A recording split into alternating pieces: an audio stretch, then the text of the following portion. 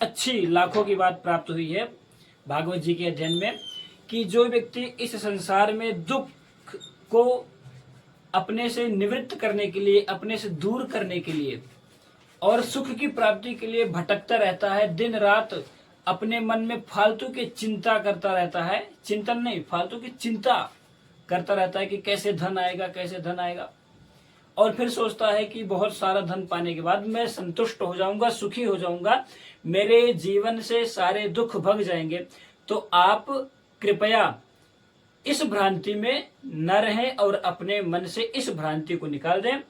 और हो सके तो परमात्मा ने जितना दिया है उसको परमात्मा की कृपा समझकर, अपने प्रारब्ध को समझकर उतने में ही संतुष्ट रहकर, संतोषी होकर के उसका भोग कीजिए। क्योंकि देवर्षि नारद जी महाराज युधिष्ठिर से बता रहे हैं कि यदि व्यक्ति को तीनों लोकों का राज्य मिल जाए, समस्त पृथ्वी का भोग मिल जाए, उसके बाद भी एक बार के लिए उसका क्रोध, उसकी काम वासना उसको छोड़ सकती है, अर्थात उसके मन से निकल सकती है, किंतु ये जो लोभ है इसका नाश नहीं होता। ये लोभ सदा हमारे अंदर में स्थित ही रहता है, हमारे मरते दम तक ये लोभ हमें नहीं छोड़ता। यही बात नारद जी बताते हैं, आइए हम भी सुनते हैं कि संतुष्टः के नवा राजन वर्ते तापि वारिणा औपस्थ्य जैव्य कार्पण्यात् गृहपालायते जनः असंतुष्टस्य विप्रस्य तेजो विद्या तपो यशः स्रवंतीन्द्रिय लौल्येन ज्ञानम चैवावकीर्यते। अर्थात जैसे पैरों में जूता पहनकर चलने वाले को कंकड़ और कांटों से कोई डर नहीं होता, वैसे ही जिनके मन में संतोष है उनके लिए सर्वदा और सब कहीं सुख ही सुख है, दुख है ही नहीं। और फिर आगे कहते हैं कि न जाने क्यों ये मनुष्य केवल जल मात्र से,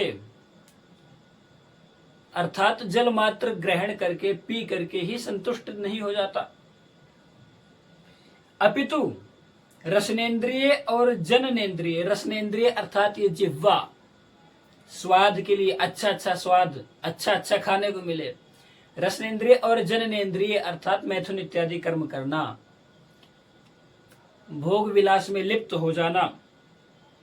इन दोनों के फेर में पड़कर, इन दोनों के चक्कर में पड़कर यह बेचारा व्यक्ति, यह पुरुष कैसा हो जाता है, घर की चौकसी करने वाले कुत्ते के समान हो जाता है। ऐसा नारद जी युधिष्ठिर जी को समझाते हुए श्रीमद् भागवत महापुराण में कह रहे हैं।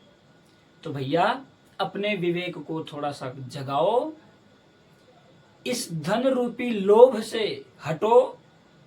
परमात्मा ने जितना दिया है उसमें संतोष करो, अपने प्रारब्ध को, पूर्व जन्म कर्म को समझकर,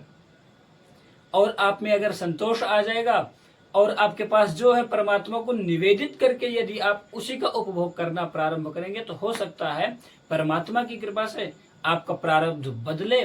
और आपके जीवन में कुछ और वृद्धि हो जाए। तो आगे कहते हैं कि जो ब्राह्मण संतोषी नहीं है, इंद्रियों की लोलुपता के कारण उसके तेज, उसकी विद्या, उसकी तपस्या, उसका यश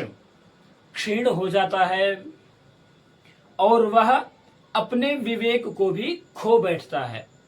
तो इसलिए हमें बहुत ज्यादा धन धन धन धन, पैसा पैसा पैसा, सुख सुख सुख करके अपने विवेक का नाश नहीं करना चाहिए, अपितु भगवान का चिंतन करके और जो प्राप्त है उसी को प्रारब्ध समझकर भोगना चाहिए और उसी में संतुष्ट रहने की कोशिश करनी चाहिए। जय श्री राधे, जय श्री श्याम।